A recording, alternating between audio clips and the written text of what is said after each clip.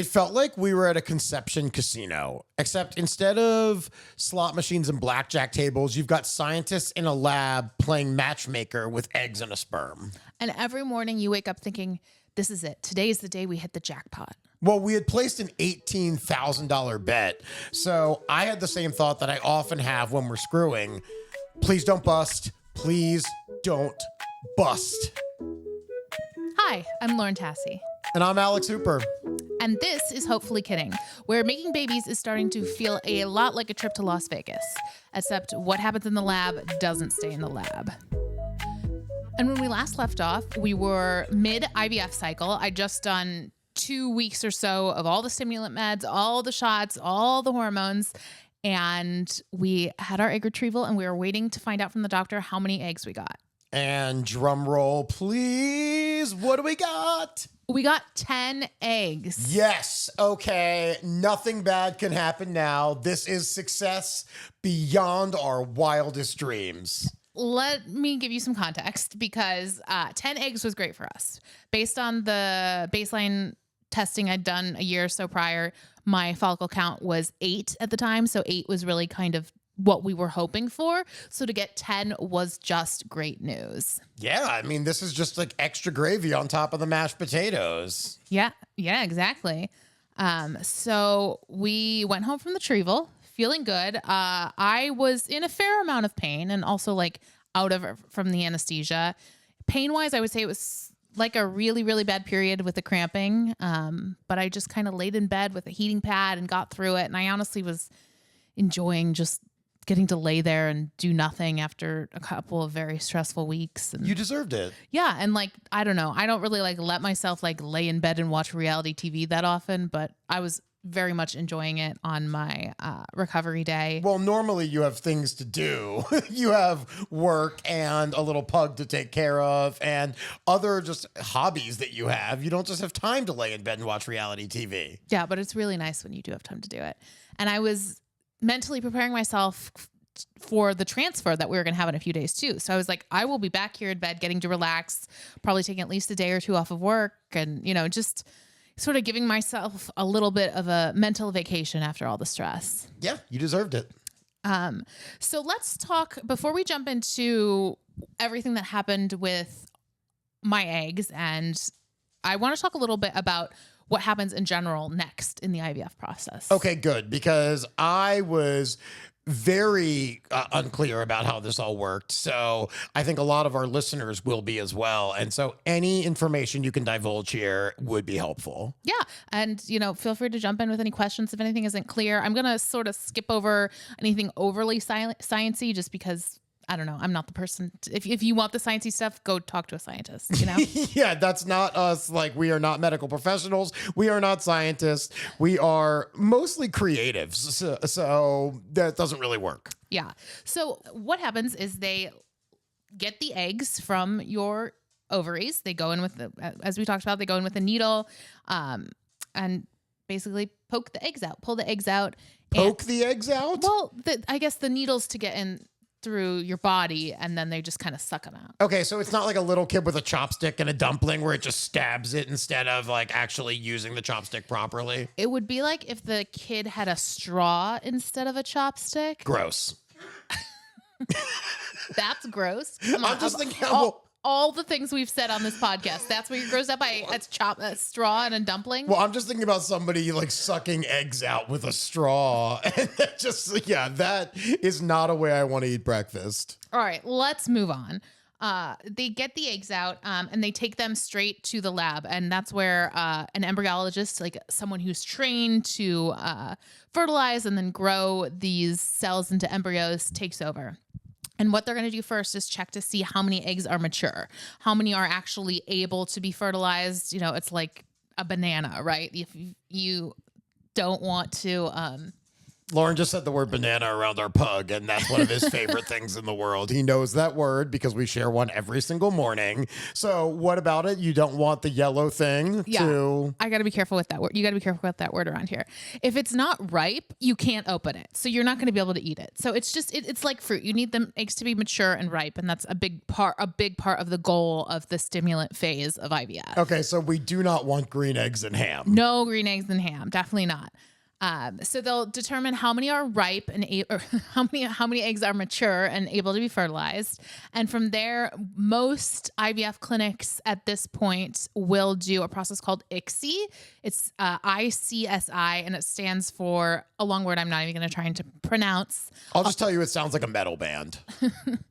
But basically what they do is they will look at the sperm, and that you can use fresh or frozen sperm. We used frozen sperm for our cycle because Alex had been through chemo.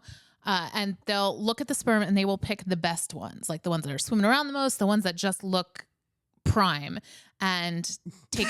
I'm just thinking about a little sperm lineup, like you're walking into a Vegas whorehouse and you just have to be like, ooh, who's the best looking one here? Who's the healthiest? Who do I think is going to give me the best result?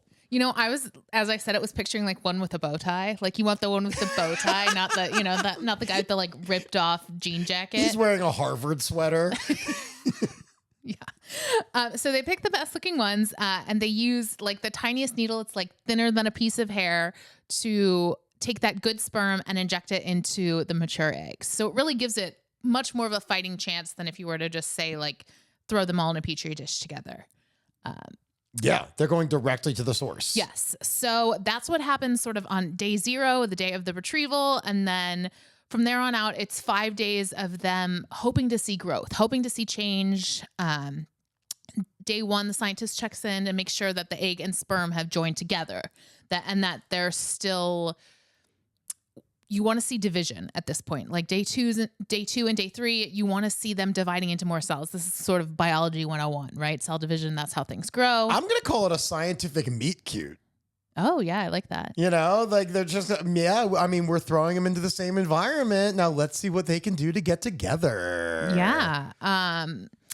So you want to see the cells dividing.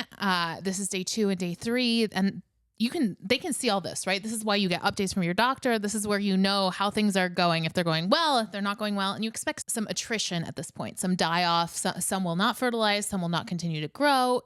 It's completely expected. It's completely normal. If you get 10 eggs, the odds that you would get 10 embryos is basically 0. Yeah. So it's day 5 is when they become a blastocyst or not. Basically, if they make it to day 5 and they're still growing, at this point, if you could do a fresh transfer and take one and put it back in the uterus, or you could freeze it, or you could biopsy it and freeze it. And that's sort of where a bunch of choices come in. But basically, that day 5 is a big hooray moment if they're still growing and still looking good on day 5. Right. So our goal is to get blasted. We are freshmen that just snuck into a bar and we are ready to take some shots. Yeah. And just like freshmen, college students, scientists will grade the embryos based on their quality, based on how they look. It's a superficial grading compared to genetic testing, which we've talked about a little bit. But it's something that if you have a handful of embryos, chances are you're going to want to start with the highest graded embryo. Is that where they keep them, their hand? Do they just reach into the petri dish and just grab a handful and just look at them in their palm and go, I don't know about this one by my pinky finger? Yes, exactly. Yeah, I figured as much. So what kind of grading system are we using? It's ABC. It's like a report card. Oh, wow. Okay. Is there extra credit they can do if they're not doing as well? Like, are there extracurricular assignments that they could do to up their grade? No, but there's the genetic testing, which is like a deeper examination of the quality of the embryo. Okay. So again, not every egg is mature. Not every egg will fertilize. Not every fertilized egg will grow. Just keeping in mind, I don't have the numbers off the top of my head. It also is different for everyone at every age and circumstance in their life, but there is a certain amount of die off or loss at every stage, every day of this process. I mean, I'm 39 years old and I'm still not mature. So the process of these guys getting there, pretty slim. Yeah. All right. So let's talk about what happened with us. Okay. So my egg retrieval was on a Saturday, and I was actually kind of pissed about this because I really wanted a day off of work at this point after like everything I'd been going through, and because of the way it works with like the retrieval, the date gets pushed and pushed depending on how your body's responding to medicine. So at first I was like, I'd asked for the day off. The first time they told us what the day was, don't do that. I really don't recommend you do that because then you're going to have to keep asking for other days off. And like my boss was supportive. It was fine, but it's better to just wait until you're actually very certain on what day you're going to have your retrieval. Yeah, but it did suck that it was on a Saturday because, you know, everybody's working for the weekend. So we don't even get that day. I did not get that day. We had to wake up so early. We did. So Sunday was the day we got the first update from the doctor. He texted me. It was kind of, I didn't really expect him to text me. It's weird when you get a text from someone, you're like, oh, this is a method of communication we'll be using. That would have been scam likely. Report junk. Yeah, it's just like, oh, can I text you all the time now? Or are you gonna, you know what I mean? I don't know. To me, there's like a personal boundary with texting sometimes. But more than calling? Because here's the thing. Most people today would way rather get a text than a phone call. 100%. But with a phone call, he's calling me from the office line, right? He's not like, I'm assuming this is his personal cell phone. Maybe it's not. I don't know. But no, he could be calling us from the tennis court or just from his Maserati. He could be calling us from a beach vacation. We don't know. yeah. All right. So let's break down the numbers. I still have these texts from our doctor. So I'm just going to read what he said and explain if it doesn't make sense. Yeah. Hello, this is, doctor. This is Dr. Blank and Blank. Hello, this is Dr. Name Redacted. We had 10 eggs, 6 good quality, 5 had polar bodies, i.e. allow sperm to fertilize. Why was that other one being such a bitch? I don't know. I have questions, right? The expected fertilization rate is between 60 and 90%. Okay. Yeah. So they injected 5 and 5 fertilized. So that's 100%. I mean, this is amazing news. Right. He says next report Monday, which is tomorrow, expect 20 to 30% loss rate per day. Okay. Yeah? Yeah, sure. Yeah. Okay. And so there's also some instruction on to continue taking medication and preparing for this fresh transfer. So that's great. I'm feeling good. Do you remember how you were feeling day by day here at all? Yeah, for sure. This was such positive news. I mean, first of all, 10 eggs was amazing. 6 had matured, 5 embryos created. And yes, I know we're going to have some drop off, but we have 5. 5. Most people are lucky to get 1 or 2. 5? We're playing with house money at this point. Like, talk about the casino in the beginning. Like, I'm holding this lottery ticket and I'm already on the internet looking at cars that I'm going to buy. Awesome. I mean, yeah, I was feeling really good, especially, physically, I was also feeling really good. I'd kind of given myself Sunday to recover from the process, but like, I woke up and I was just like, I'm good. I'm going to just live my normal life. I don't need to lay in bed with a heating pad today. Mm-hmm. So let's get to Monday's update, day 2. Great news, bad news. Great. Already, I hate this. Yes. Great news, all are growing. Bad news, they are all poor quality. That means we are better off growing to blast assist and genetically testing them to be certain. This means no embryo transfer, but biopsy of whatever makes it to day 5 or 6, and then freezing the embryos that have reached that stage. Then results in 2 weeks. Hoping they grow and make it to day 5. If we have 2 that make it, we are in good shape. Based on that, I would say the likelihood of transfer tomorrow is unlikely. If so, stop meds, and we will check and see the embryos again. He goes on to say, like, do not plan on transfer Tuesday or Thursday. We want to make sure these embryos are normal. Also, shocker, there will be some additional costs to this process. Oh, I have to. All right, I'll be honest. When you just read that, my stomach tightened up all over again. Like, of course, I've thought about all of this, but that exact text reading and hearing like all of those words again, that's hard. Yeah. It sucks a lot. My brain's not even trying to make a joke. That's how I know how much that sucks. I know. And I'm not going to lie. Like preparing for this episode has not been my favorite thing in the world. Just sort of having to relive this in more detail than I have other than when we really lived it. Yeah, I mean, a lot of this has been cathartic and really just kind of helped us heal in a lot of ways. But this wasn't all that long ago. And hearing it again in such blatant terms, it stings. It stings. You want to know what else stings? The cost? Yeah. So we've already spent well over $18,000 for this IVF cycle. It was $18,000 was what we paid up front. And then because they kept me on medications longer, we had to pay more for those medications. So it was like, I don't know, $500 for every additional day they kept me on medication. So it was like, we're probably close to $20,000 in on this cycle already. Not counting previous treatments, not counting all the other stuff. I'm literally just talking about the past 2.5 weeks. I'm already preparing to tell our unborn child, look, online school is going to be good enough for you when it's time to go to college. So get ready, DeVry University. You got a new one coming in. So additional costs. Biopsy, $1,600. Genetic testing, $3,000. If any normal identified, then we would do a frozen embryo transfer, which would cost an additional $4,000 to $5,000. Yay. Right. All of this is based on if we get embryos that grow to Thursday, of course, day 5. My hope is 2 will grow. My hope is 1 will be normal. Prayer hands. Prayer hand? Did he really do a prayer There's hands? really prayer hands. Oh my God. I mean, of all the emoji, I would have used a hatching chick, you know? I like that emoji a lot. There's so many he could have done, but prayer hands, it just feels like it's like when you hear thoughts and prayers after a school shooting. It's like, that's not going to do anything right now. I don't need your fucking emojis. Just, you give me the words, give it to me straight.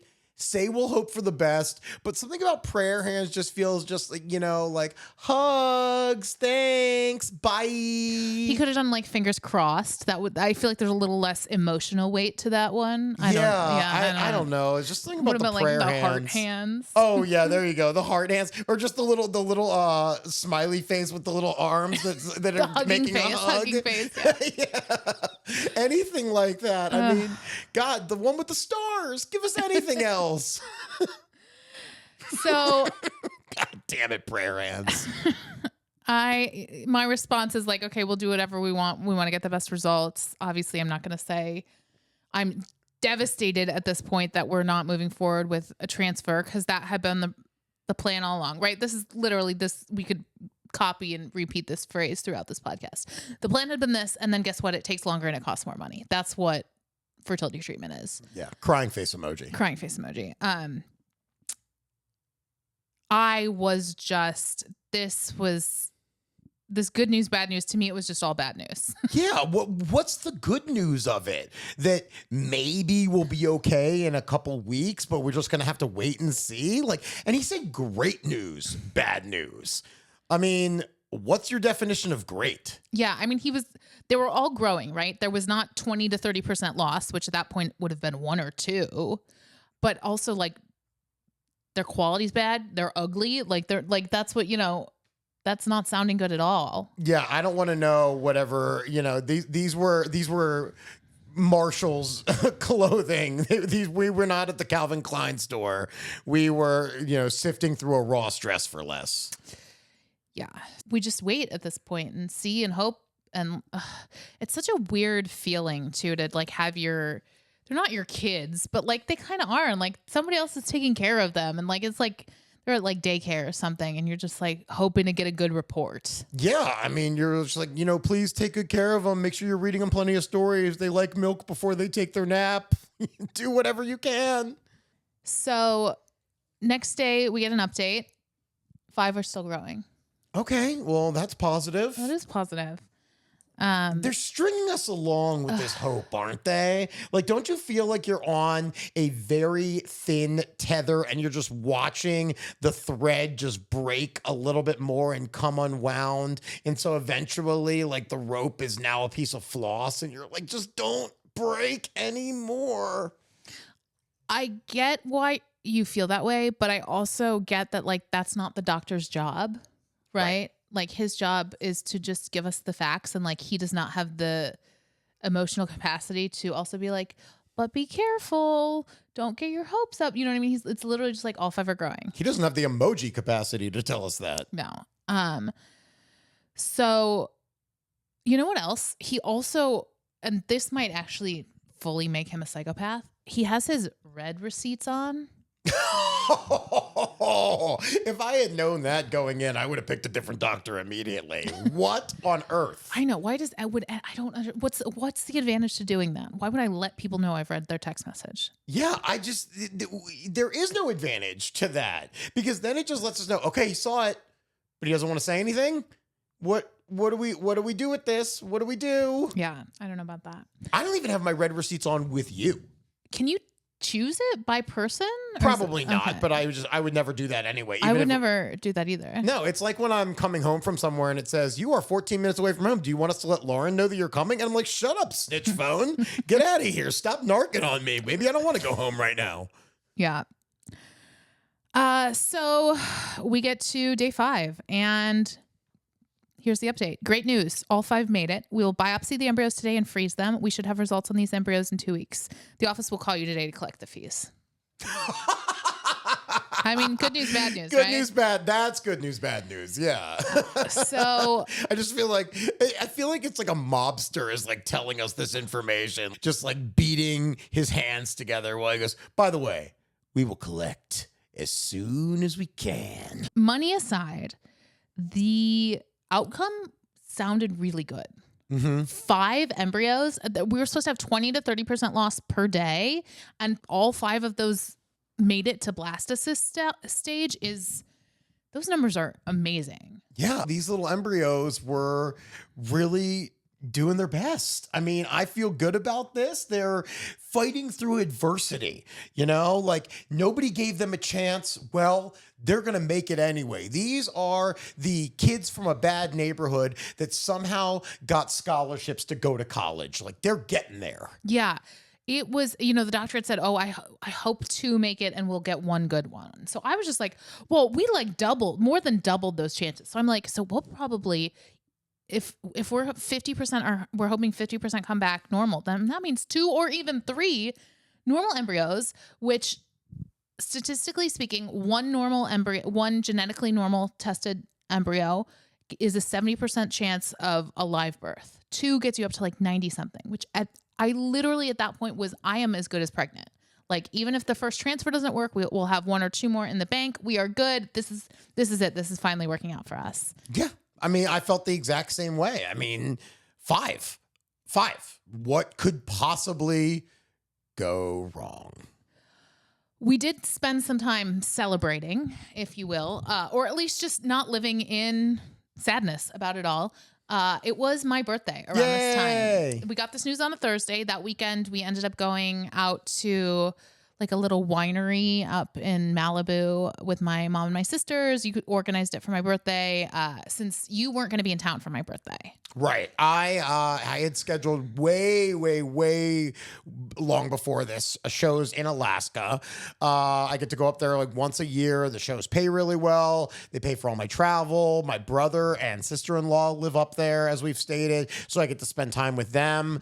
And we had talked about this months before that I was not going to be around for your birthday, that I was flying out that day. Now, we didn't know that all of this fertility stuff would line up exactly at this time either.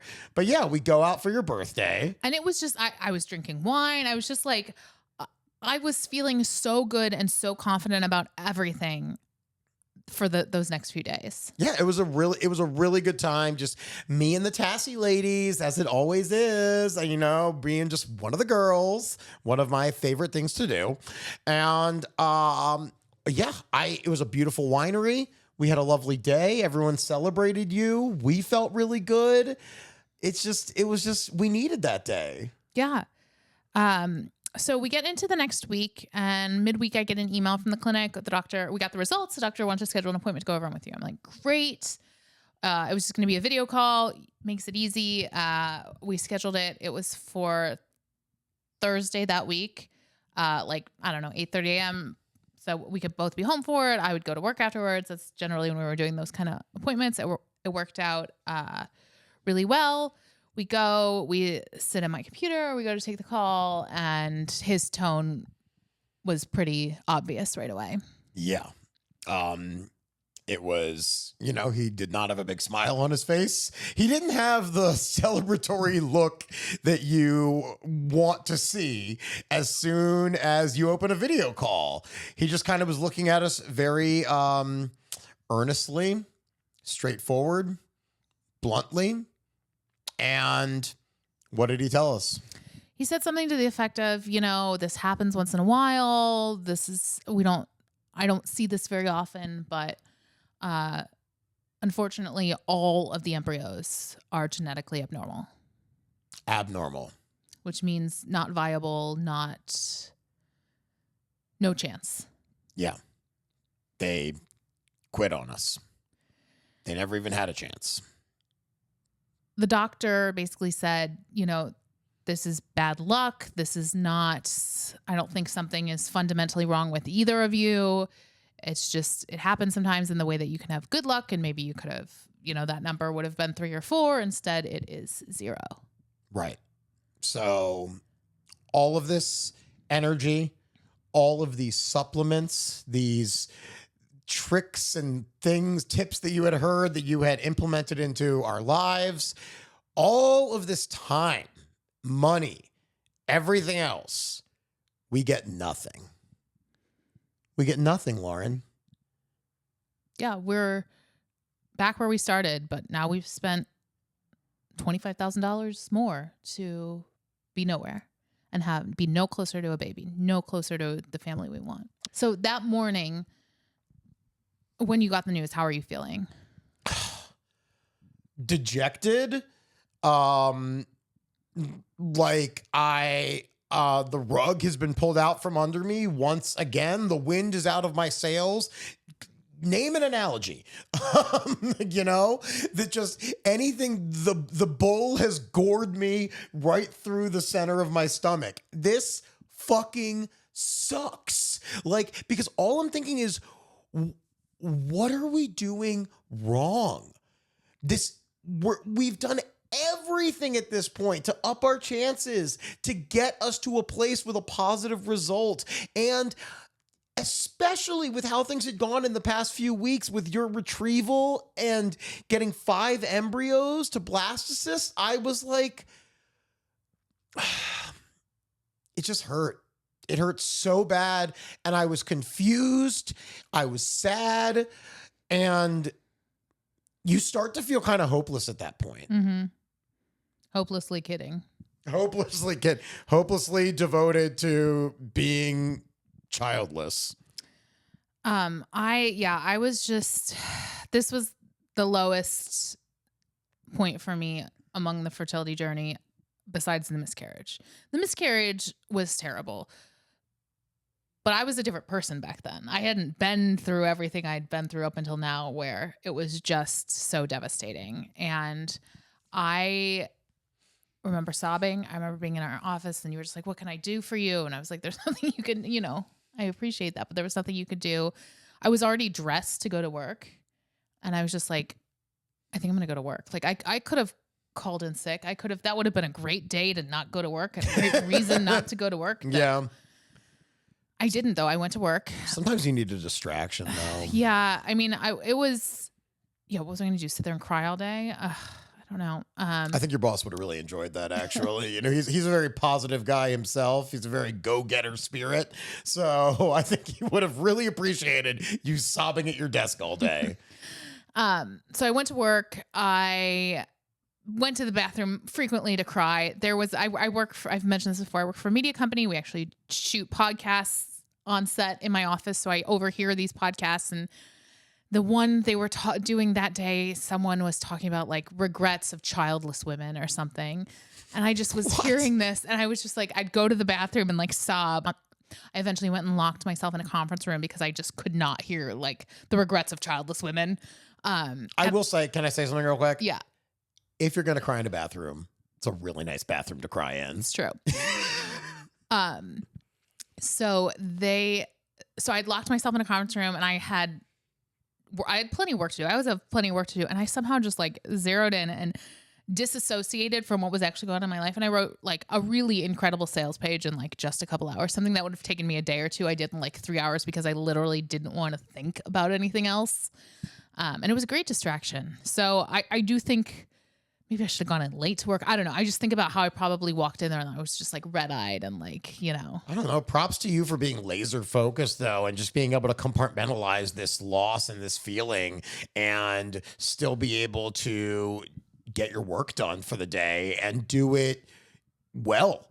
You know, that's just, you're an incredibly strong person. And I think, you know, whether you give yourself enough credit for that or not, I don't think anyone really does. But I think, you know, I see that in you all the time. And moments like that, when you've just gotten this devastating news and you still are like, fuck it, I got a job to do. Here we go. And you get it done. Thank you. In the meanwhile, you're getting ready to go to Alaska. Yeah.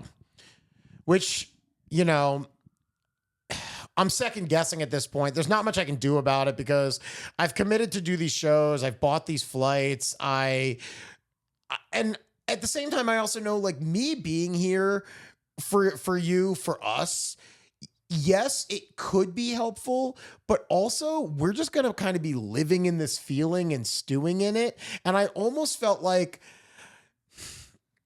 maybe we need to process this separately. You know, we're kind of being forced to anyway, because I really, canceling these shows was an option, but not one I was ready to do. One, because I needed the money. Two, I wanted to see my brother and I wanted to, you know, get away for a little bit. It just, the timing of this all just sucked. And so I went to Alaska. And, you know, the hardest part about that was knowing that I was leaving you here on your own, which I know you have your family, friends that you can talk to about this. But I did feel a little bit like I was abandoning you in this moment of need. Yeah, I didn't ask you to stay. I think if you had asked me if I wanted that, I would have said no. But would that maybe have been the best thing for us, for you to stay? Probably. Why do you think it would have been different? Because I wouldn't have been alone and it wouldn't have been my birthday. And your birthday.